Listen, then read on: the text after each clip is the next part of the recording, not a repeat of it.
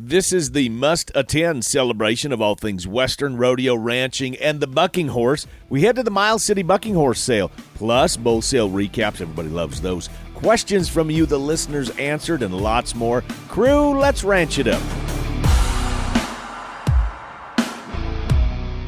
Good day, everyone, and thanks for riding with us on this all-new episode of the Ranch It Up Radio Show. I'm Jeff Tigger Erhardt. And I'm Rebecca Wanner, a.k.a. Beck. A big thanks goes out to all of our partners, the DLCC Ranch, the Miles City Bucking Horse Sale, Pharma10 and Imogene Ingredients, the Tri-State Livestock News, the Farmer and Rancher Exchange, and the Fence Post, Westway Feed Products, Allied Genetic Resources, Livestock Market, Equine Market, and AuctionTime.com, RFD TV, the Cowboy Channel, and Wrangler.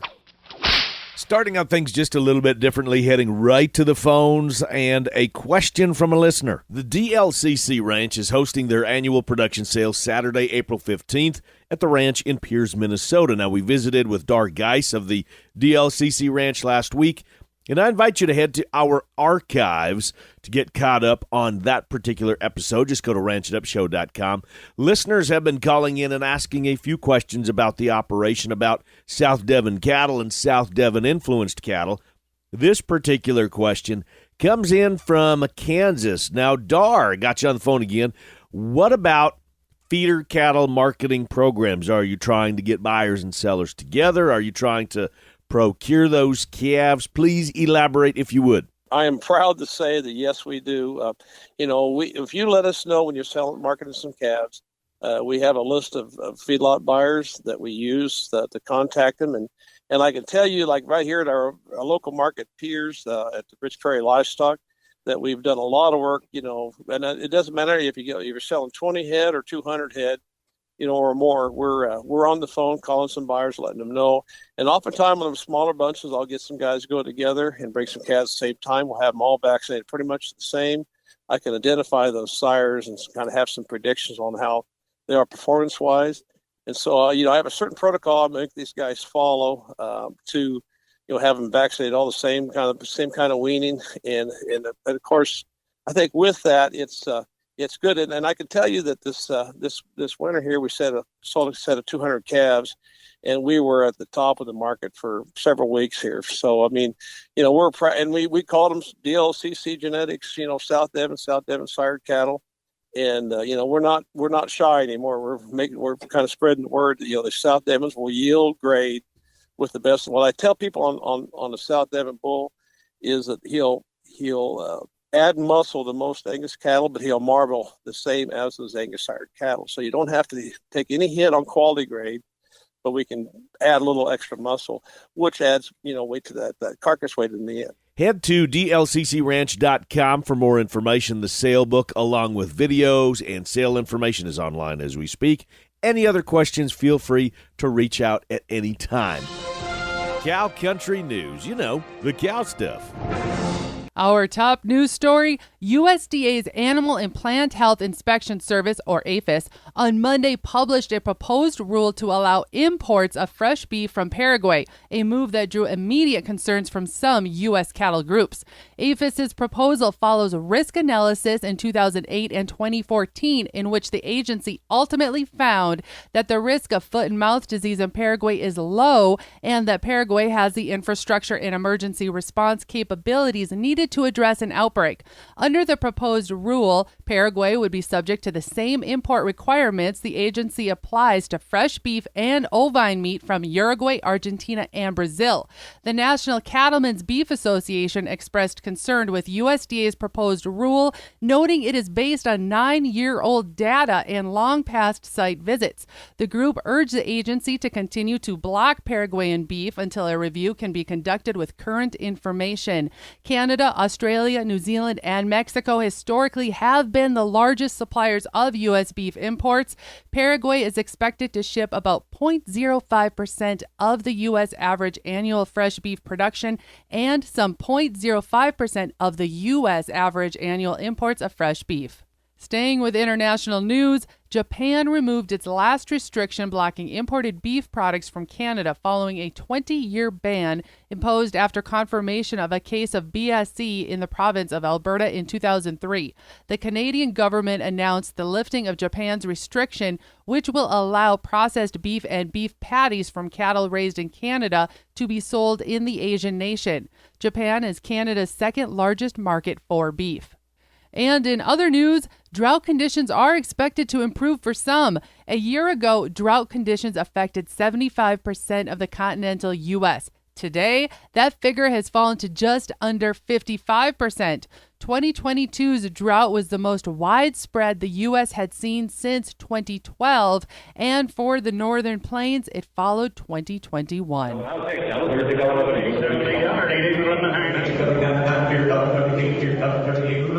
And for our bull sale recaps, our report starting with the R.A. Brown Ranch, their spring sale. 231 total bulls, averaged 77.15. That's the Sem-Angus bulls, the Red Angus bulls, and the Angus bulls. 33 commercial bred heifers. Commercial breds averaged 29.69, and then 45 registered Red Angus females, an average of 55.19. Sandhill Farms from Haviland, Kansas, on their polled Hereford production sale, 126 bulls, an average of 8,055. 20 registered females, 94.50. 60 commercial Hereford open heifers coming in at $2,000 even. 45 commercial Black Baldy open heifers, just a tick under $2,000 at $1,938, and then 5 red Baldy open heifers, just a tick over $2,000 at $2,050. Heading up to Rolette, North Dakota, Macomber Angus Ranch, coming in with an average of 93.31. 35,000 was their top on 120 bulls. 34 yearling registered heifers at 51.91, and then 28 commercial yearling heifers. Wow, commercial yearlings, just a tick under 3,000 at 29.50. Heading on to Sheridan, Wyoming, NJW polled Herefords, that's Ned and Jan Ward. 85 Hereford bulls, 74.15. A pick of the heifer calves, 40,000, congratulations. And then 38 yearling open heifers, an average of 10,507. Congratulations. Wow, that's kind of a wing-dinger there, too.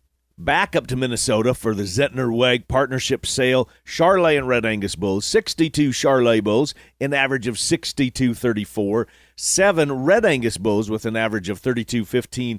38 Black Baldy pairs with Charolais cross calves, the pairs. Now 32.75. High selling lots, 51,000, 25, 13.5, and 12,000. Congratulations. Coming up, crew, we're talking the world-famous Miles City Bucking Horse Sale. It is a must-attend event. Stay with us. We'll be right back. EquineMarket.com puts you in control of buying and selling horses of all breeds and disciplines. The easy-to-use online platform at EquineMarket.com offers private treaty sale, online auction, and live auction internet bidding. Horses never leave the farm until the buyer arrives, and because buyers connect directly with sellers, there's no middleman. Sell horses and hay on your terms today with EquineMarket.com. The world-famous Miles City Bucking Horse Sale for 2023 starts with horse racing. 6 days with pari-mutuel wagering, May 6th and 7th on Derby days, coinciding with the Kentucky Derby. That'll be shown live in Miles City. Mother's Day is also special with moms free to the races, and more races added May 19th through the 21st. The world-famous Miles City Bucking Horse Sale. For schedule and tickets, go online, buckinghorsesale.com. South Devon and South Devon genetics from the DLCC Ranch. Why South Devon? Well, it's real easy. Composites with South Devon, they can bridge the gap between continental and English breeds. Join us in Pierce, Minnesota, Saturday, April 15th for the DLCC Ranch annual production sale featuring South Devon Poundmaker and Navigator cattle. You've heard me talk about it before. It's the largest South Devon offering anywhere. DLCC Ranch. Let's get it on. Cattle Battle. Welcome back, everyone, to the Ranch It Up radio show, the most information that we can pack into 30 minutes as possible. I know a lot of people are calving as we speak. Some people haven't even started. A lot of people still trying to get dug out under snowbanks. People trying to plant. It's too wet. There's tornadoes. I mean, Mother Nature has not been cooperating. So now is the time to get something on the books. And if you're like Beck and I, if we just don't write this down, it will pass us by. And this is a must attend. We talk about this every year, but it gets built bigger and bigger and bigger. And that is the world famous Miles City Bucking Horse Sale. It's been going on since 1951. Write these dates down. May 18th through the 21st of this year in Miles City, Montana. But that's not all. May 6th and 7th are Derby Day races. May 19th are Mother's Day races.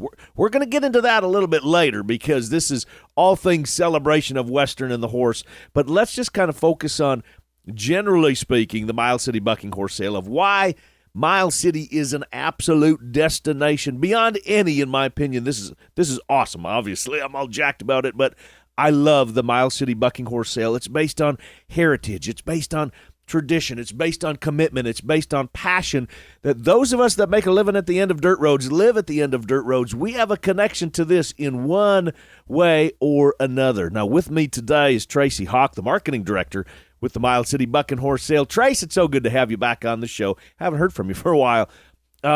Let's just start with this.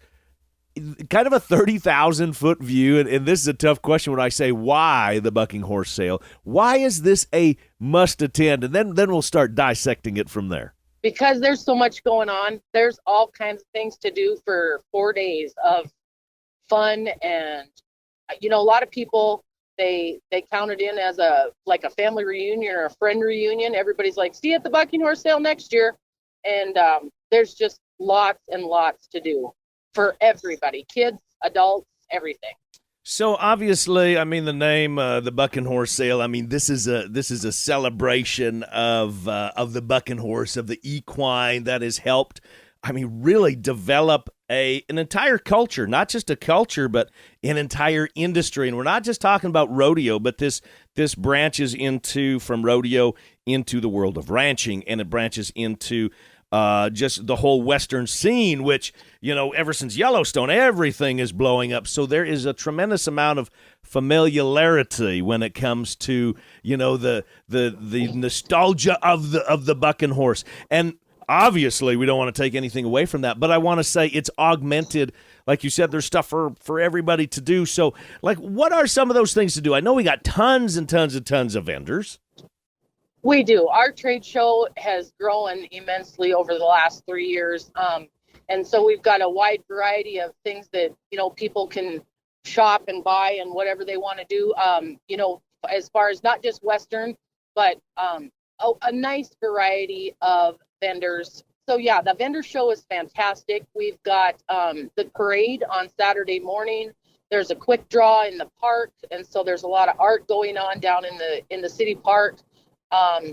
Wild horse races and mutton busting. Of course, a little bit of beer drinking going on. Right. Great food. You're in Eastern Montana where beef is king. And so, there's steak feeds going on and all kinds of things like that as well. What I find kind of amazing is how the community every single year, since 1951, the only bucking horse sale that we had was it back in 2020 when COVID hit? Is that right? That's the one we didn't have? That is the only one we've never had in 2020. That's correct. Got it. So since 1951, the community of Miles City, it grows tenfold, but it's not just, one area. It's not just the rodeo arena or something like that. It is literally, it's the whole entire community that, for last year, when it was over, we started planning for this year. That they open up their doors, the community opens up, and I keep coming back with a celebration, and that's where everybody wants everybody to come to Miles City just to see, if nothing else, this is how we live. This is what life is like here. This is why we celebrate the bucking horse, and this is what it means to us, and this is how it is created, family and traditions. Miles City and Eastern Montana is very cowboy proud. All of the things that entails, whether it be ranching or riding broncs it is the Miles City Cowboys after all, and for good reason. And Miles City does a fantastic job of welcoming visitors and those that want to attend the bucking horse sale or are there simply to see friends and family and maybe, just want to go shop. We've got a wonderful downtown district that is very supportive of the bucking horse sale. a nice variety of bars and shops, and Miles City does a wonderful job. They really do. So do you know about how many people go and swarm into Miles City roughly on Bucking Horse Sale weekend? Roughly 15,000. Oh, wow. And it's literally from all over the world. Yes, that's correct. There is a reason why it's called world famous. There's people all over the world that have been to Miles City for the Bucking Horse Sale since its inception in 1951. We see ticket purchases from all over the United States and Canada and even in Europe. Tell me a little bit about the horse races that are going on. I know we're going to talk more about that and dive a little bit down the rabbit hole on those, but I want to make sure we bring that up about the horse races. What's going on with that? We're going to kick off with Derby weekend, and we'll simulcast the entire card of the Kentucky Derby, the 6th and 7th, Churchill Downs, of course. And then we'll have live racing in Miles City those 2 days. Then we follow up with Mother's Day on the 14th. All moms get in free that day. And again, we'll have the entire card of Churchill Downs. And then we follow up with Bucking Horse Sale weekend, and we'll have racing, live racing, and pari-mutuel betting available again on May 19th, 20th, and 21st. I find it interesting that so many things in our culture, it started with a bet, right? And that's how the whole world of rodeo started way, way back when. It just started with a bet. It was somebody saying, I am better than you, and I got more skills than you.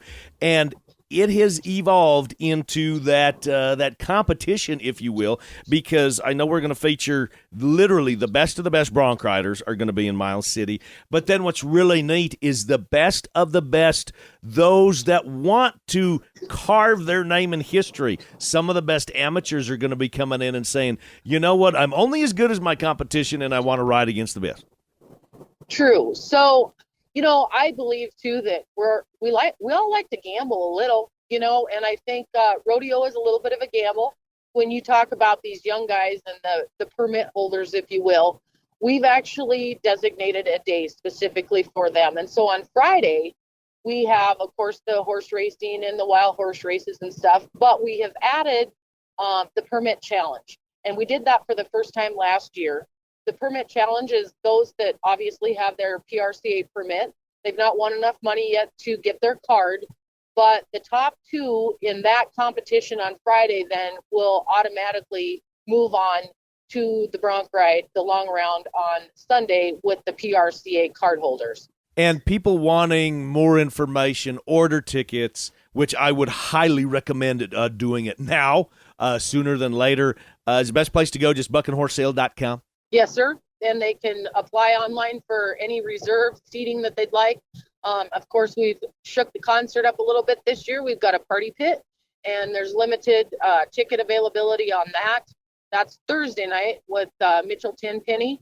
And, they can just go to buckinghorsesale.com, purchase your tickets, and we'll be waiting for you in Miles City. Tracy, thank you so much, as always. Again, the Miles City Bucking Horse Sale in Miles City, Montana, May 18th, 19th, 20th, and 21st, and we will see you there. Just head to buckinghorsesale.com for schedules and more information, and you're going to want to make sure that you never miss another episode from now all the way up until the Miles City Bucking Horse Sale here on the Ranch It Up Radio Show. We're going to be going through the history of the Bucking Horse Sale, and this gets fascinating when you talk about how this thing started and why this thing started. We're going to have a lot of fun with this one because Miles City, yeah, man, that is where it's at. Tracy, thanks again. Now, Kirk is on hold with the numbers. We've got lots to talk about, and on your potential bull buying purchases, stay with us. We've got a lot more of the Ranch It Up Radio Show, and it's coming up right after this.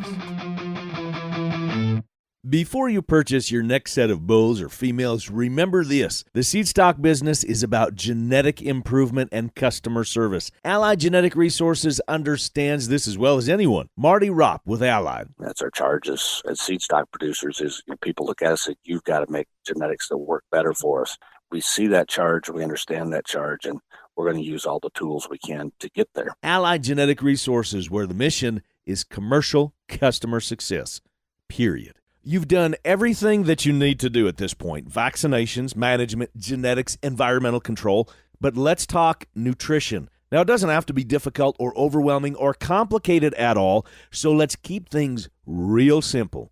Westway Feed Products. For the cow-calf operation, dairy, feedlots, equine, custom even if you need. Nutrition is a lot more than having grass or hay, so keep it simple. You can count on Westway Feed Products. westwayfeed.com.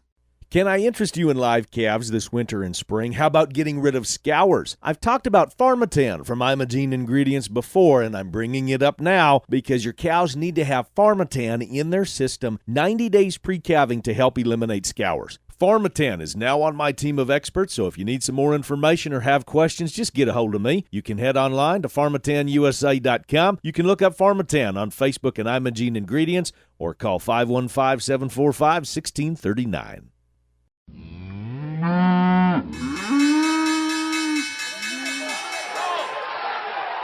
Welcome back, everyone, to the Ranch It Up radio show. As always, it's that time when we check in with Kirk Donsbach, StoneX Financial Incorporated. Let me get to a little business first, and that is to subscribe to his free newsletter. Text the word cattle, C-A-T-T-L-E, to 33777 each and every week. You get updates every now and then if there's something going on where there is an alert. Kirk might send out another email or two, but that is the best way to start gaining some information, asking yourself those questions that maybe you would like to ask to Kirk. So, Kirk, with that, welcome aboard, my friend. What's going on with the numbers? As of Friday, March 24th, April feeders closed at 194.65. That's down 7.5 cents on the week, with the CME feeder index at 188.85. So cash was up at 98 cents on the week. That leaves our basis at a negative 80 cents versus March futures. April live closed the week at 163.12.5.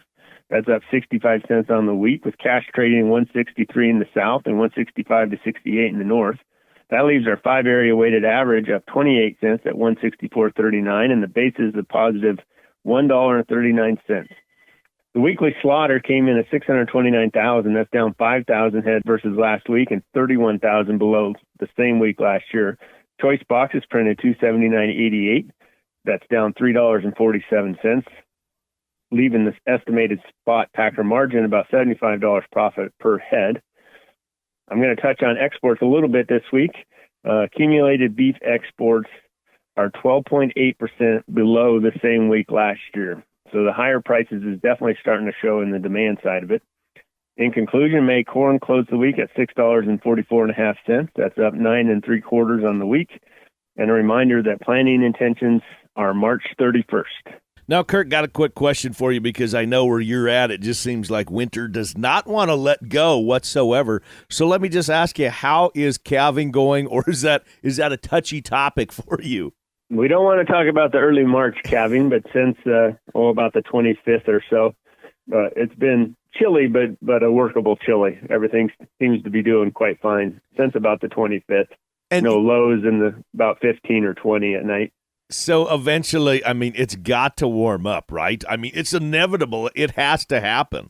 I think that's the case, although it sure starts to make a guy wonder sometimes. Right. Now, there is still lots and lots of time to make those bull buying purchases, depending upon what you're looking for your outfit. Lots of cattle being offered for sale.